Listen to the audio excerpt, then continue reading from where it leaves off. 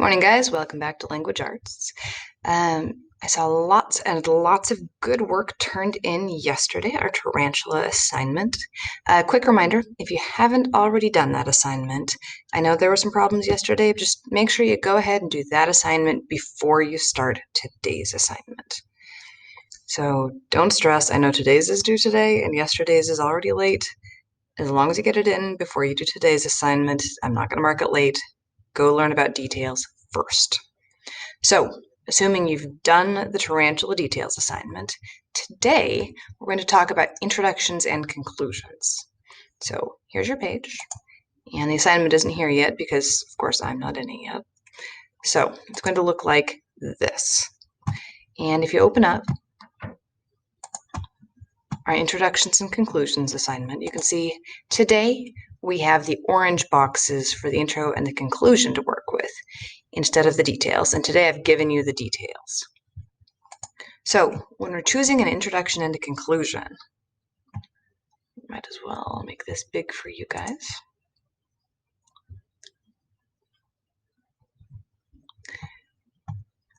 I'm still going to give you guys the paragraph organizer, same as before, and you're going to click and drag it, same as before. So you're going to take a look at the details that I gave you in the paragraph. Today we've got agriculture used to be the largest part of Idaho's economy. Idaho is known for growing potatoes, and it grows about a third of the potatoes eaten in the U.S., and science and technology make up the biggest part of Idaho's economy. You're going to decide what the paragraphs are really about and choose an introduction and a conclusion. Now, there's potentially more than one right answer. Your intro and your conclusion ought to match. You'll notice they're both orange. That's because they're kind of like a pair of bookends, and they ought to be a matched set.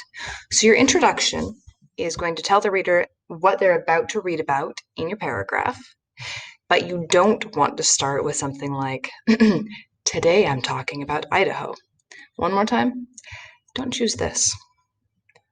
Please don't start with today I'm talking about anything. Say something to make your reader interested in the topic. One more time, if you yawn when you read the sentence, not that one. And then your conclusion ought to summarize the rest of the paragraph and restate what you were talking about. Because when you're writing, it's always a good idea if the last thing your reader hears is a quick summary of what you were talking about and your main point one more time. So make sure your conclusion restates your introduction.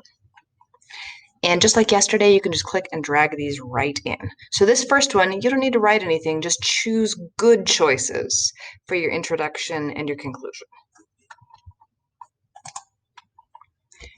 For the next set, I am going to ask you to write your own introduction and conclusion now that you've had a little bit of practice looking at some that I've provided for you. So again, I've got details already in here, and this one is the sort of thing that could happen to anybody, right? So this isn't a really research-heavy paragraph. It's just a little story about something that happened during your day. First, my teacher asked me to stay after school to pick up some work. Next, I tripped when I went outside and my homework blew away, so I chased it. Finally, we had a substitute bus driver and he left without me. Pretend you're talking to your mom and think about what it is you're trying to do with this information. Write me an introduction, Mom, or, whatever. Something happened in my day. In conclusion, you're going to summarize, restate your main point, whether it's why I shouldn't be grounded or it's not my fault. You're going to summarize what happened and restate your main point, whatever it is you're trying to get across. So today, you have the freedom to write whatever you need to in your intro and conclusion for this set. So one more time, today's assignment. First, you're going to choose some provided introductions and conclusions. Pick the good ones. And then you're going to write your own. So if you have any questions, go ahead and email me here. I'll get back to you as soon as I can. And I will see you guys tomorrow.